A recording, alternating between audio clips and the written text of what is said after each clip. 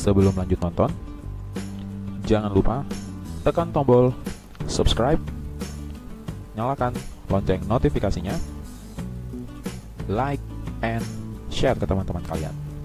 Halo, jumpa lagi bersama Mr. Yes. Materi kali ini berjudul segitiga. Materi ini dipelajari pada mata pelajaran Matematika kelas 7 semester genap kurikulum 2013. Adapun pokok materi yang akan kita bahas yaitu jenis-jenis segitiga, sifat-sifat, garis istimewa, serta rumus-rumus yang mendukung untuk menjawab soal-soal segitiga. Kita mulai dari yang pertama mengenai definisi segitiga.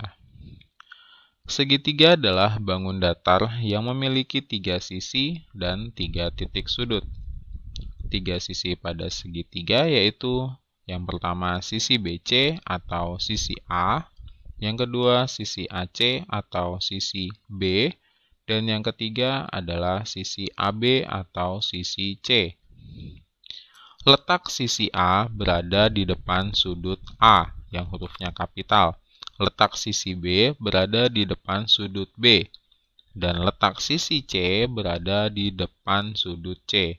Nah, jadi letak sisi dengan sudut akan selalu berpasangan.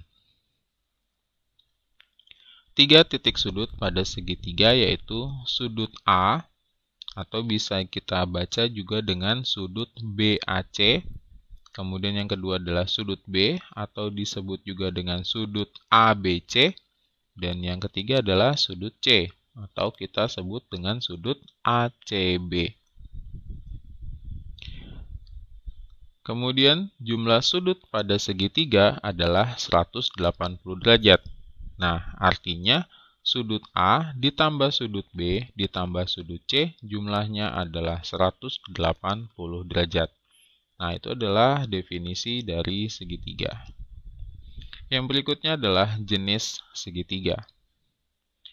Jenis segitiga berdasarkan sisi-sisinya, yaitu yang pertama adalah segitiga sembarang. Segitiga yang ketiga sisinya tidak sama panjang. Nah, jadi kalau ada segitiga yang ketiga sisinya tidak sama panjang itu disebut dengan segitiga sembarang. Yang kedua adalah segitiga sama kaki, yang berarti segitiga yang kedua sisinya sama panjang. Terlihat di gambar ada garis 2 yang menempel pada sisi AC maupun sisi BC. Kemudian yang ketiga disebut dengan segitiga sama sisi, yang berarti segitiga yang ketiga sisinya sama panjang. Jadi di sini adalah 3 jenis pertama berdasarkan sisi-sisinya. Kemudian yang berikutnya masih mengenai jenis segitiga, tetapi berdasarkan sudut-sudutnya. Yang pertama adalah segitiga siku-siku. Segitiga yang salah satu sudutnya adalah 90 derajat. Terlihat pada gambar ada simbol siku-siku dan juga ada tertulis angka 90. Yang kedua adalah segitiga lancip, yang berarti segitiga yang ketiga sudutnya kurang dari 90 derajat.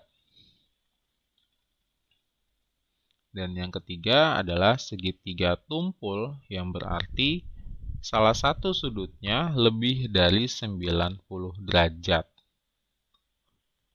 Oke, ini adalah 3 jenis segitiga berdasarkan sudut-sudutnya. Yang berikutnya adalah mengenai sifat pada segitiga istimewa. Oke, sifat segitiga sama kaki. Nah, jadi segitiga sama kaki itu adalah segitiga istimewa di dalam materi ini. Nah, sifat yang pertama yaitu memiliki 2 sisi yang sama panjang, berarti AC dengan BC. Dan yang kedua adalah memiliki 2 sudut yang sama besar, berarti sudut A dengan sudut B, atau kita bisa baca sudut CAD sama dengan sudut CBD. Oke. AC sama dengan BC, itu yang tadi di nomor 1. Kemudian AC dan BC disebut juga dengan kaki sudut. maka besar sudut A sama dengan besar sudut B. Oke, itu untuk menjelaskan dari sifat yang pertama dan kedua. Kemudian, segitiga istimewa yang kedua adalah segitiga sama sisi, yang sifatnya adalah memiliki 3 sisi yang sama panjang dan memiliki 3 sudut yang sama besar. Oleh karena itu, panjang AB sama dengan panjang BC sama juga dengan panjang AC. Itu pengertian untuk 3 sisi yang sama panjang. Sedangkan untuk 3 sudut yang sama besar berarti sudut A sama dengan sudut B sama dengan sudut C sama dengan 60 derajat. Nah, muncul dari mana angka 60? Yaitu berdasarkan jumlah sudut segitiga, yaitu 180 derajat. Karena sudutnya memiliki besar sudut yang sama untuk ketiga sudut, maka 180 dibagi 3, sehingga hasilnya adalah 60. Nah, jadi itu adalah asal-usul kenapa jika segitiga sama sisi, masing-masing sudutnya bernilai 60 derajat. Teng teng. Berikutnya adalah sifat segitiga secara umum. Nah, sifat yang pertama adalah jumlah dua sisi selalu lebih besar dari panjang sisi ketiga. Maksudnya apa? Nah, dari kalimat sifat tersebut menghasilkan 3 syarat yang harus dipenuhi. Syarat itu yang pertama adalah sisi AB ditambah sisi B harus lebih besar dari sisi C. Nah, itu syarat pertama. Syarat kedua, sisi A ditambah sisi C harus lebih besar dari sisi B. Dan yang ketiga, sisi B ditambah sisi C harus lebih besar dari sisi A. Nah, ketiga syarat ini harus dipenuhi. Jika salah satu saja tidak dipenuhi, maka 3 sisi yang tertera nanti di dalam soal tidak dapat membentuk sebuah segitiga. Nah, jadi ini adalah sifat sekaligus menjadi aturan pada segitiga secara umum. Kemudian yang kedua adalah sudut dan panjang sisi segitiga berbanding lurus. Maksudnya apa? Maksudnya adalah sudut terbesar akan selalu menghadap sisi terpanjang.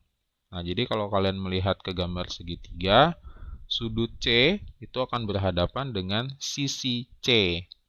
Gitu ya, karena sisi C adalah paling panjang, atau bisa kita baca juga sudut C akan berhadapan dengan panjang AB.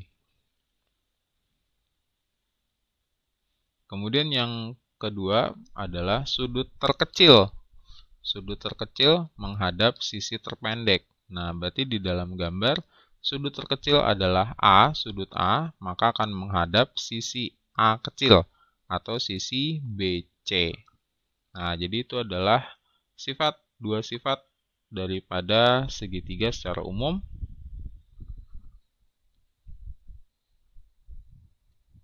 Yang berikutnya masih mengenai sifat segitiga secara umum, yaitu mengenai sudut luar. Besar sudut luar segitiga sama dengan jumlah sudut dalam yang bukan pelurusnya. Nah, jadi di sini sudut luarnya terlihat ya di gambar ada tertulis ada keterangan sudut luar. Kemudian jumlah sudut dalam yang bukan pelurusnya berarti adalah sudut Y ditambah sudut Z. Oke, berarti tertulis bahwa sudut WXZ itu adalah sudut luar sama dengan sudut Y ditambah sudut Z. Nah, dari tertulis ini kita bisa tahu bahwa pelurus dari sudut luar adalah sudut A. Ya, huruf A kecil itu disebut pelurus. Jadi, sudut pelurus itu adalah sudut yang jika dijumlah dengan sudut yang berada di garis lurus berjumlah 180 derajat. Nah, mengenai sudut pelurus akan kita bahas di materi berikutnya. Yang berikutnya adalah mengenai garis istimewa pada segitiga. Oke, yang pertama adalah garis tinggi. Garis tinggi adalah garis lurus yang menghubungkan satu titik sudut ke sisi di hadapannya secara tegak lurus. Nah, berarti di sini ada garis dari titik sudut A ditarik menuju garis BC. Nah, sehingga garis tersebut saling tegak lurus atau membentuk sudut 90 derajat. Makanya disebut garis tinggi, karena ada logo atau ada lambang siku-sikunya. Yang berikutnya adalah tentang garis bagi. Garis bagi adalah garis lurus yang menghubungkan satu titik sudut segitiga ke sisi di hadapannya dan membagi sudut tersebut menjadi dua sama besar. Oleh karena itu di gambar ada seperti tanda lingkaran kecil. Nah, itu artinya sudut A terbelah oleh garis bagi sehingga besar sudut yang terbelah itu menjadi sama antara kiri dan kanannya. Yang ketiga adalah garis berat. Garis berat terjadi ketika garis lurus yang menghubungkan satu titik sudut ke sisi di hadapannya dan membagi sisi tersebut menjadi dua bagian yang sama panjang. Nah, jadi kalau yang tadi yang di garis bagi sudutnya yang terbelah. Nah, kalau yang di garis berat sisinya yang terbelah. Ya, jadi garis berat itu membelah sisi BC menjadi dua bagian yang sama panjang. Ya, membagi sisi disebut garis berat, membagi sudut disebut garis bagi. Itu bahasa mudahnya.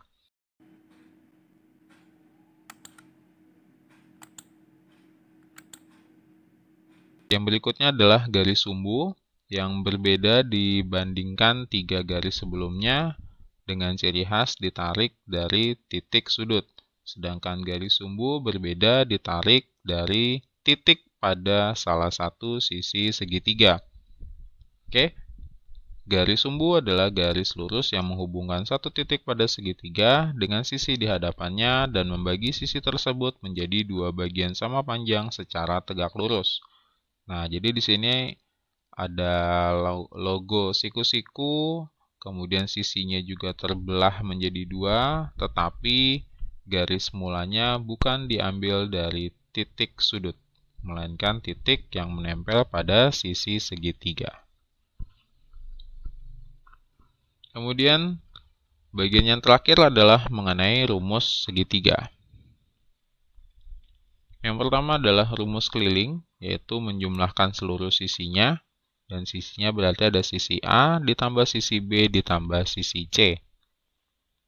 Kemudian rumus luasnya ini sudah dipelajari dari SD, yaitu alas kali tinggi per 2. Nah, sedangkan yang ini adalah rumus luas yang akan dipelajari di SMP, yaitu akar dari S dikali S dikurang A dikali S dikurang B dikali S dikurang C. A, B, dan C-nya disebut sisi-sisi pada segitiga. Dan S-nya adalah setengah dari keliling segitiga. Berarti setengah dari sisi A ditambah sisi B ditambah sisi C. Demikian penjelasan untuk materi kali ini. Semoga bermanfaat ya. Dan terima kasih untuk kalian yang sedang menonton video ini. Jangan lupa like, share, and subscribe. Sampai jumpa lagi di video belajar bareng Mr. Jess.